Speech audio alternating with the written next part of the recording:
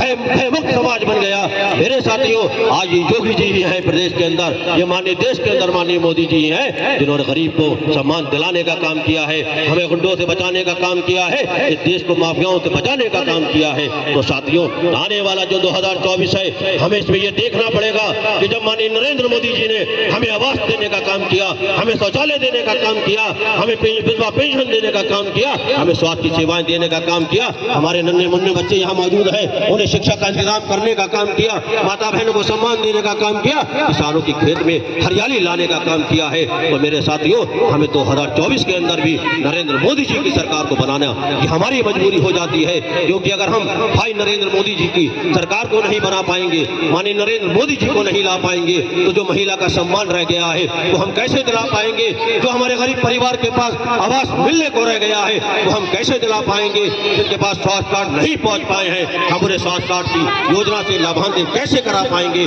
और हम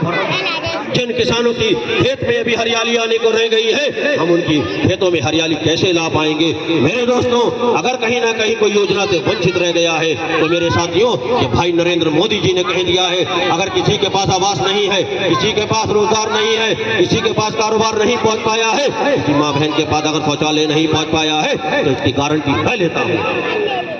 देखिए नरेंद्र मोदी जी का दिल, मोदी जी का दिल देखिए, जहां भाई भाई की गारंटी नहीं लेता है, जहां बहन बहन की गारंटी नहीं लेती है, जहां बाप बेटे की गारंटी लेने से मना कर देता है, वह देश का प्रधानमंत्री, इस देश का बेटा खड़ा होता है कि मैं गारंटी लेता हूं।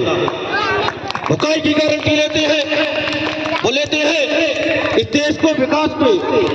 क्षेत्र में आगे बढ़ाने, वो गारंटी लेते हैं महिलाओं के सम्मान की, वो गारंटी लेते हैं महिला के घर शौचालय पहुंचाने की, वो गारंटी लेते हैं महिला के घर सिलेंडर पहुंचाने की, वो गारंटी लेते हैं किसान के चेहरे पर खुशहाली आने की। मेरे साथियों, अगर कोई ना कोई कहीं ना कहीं इसी कारणवश किसी योजना से अगर वंचित रह गया है तो इसकी जिम्मेदारी, इसकी गारंटी माननीय नरेंद्र मोदी जी ने ली है। आज ये वही गारंटी वाली गाड़ी आपके सामने नजर आती है। इस गाड़ी के अंदर माननीय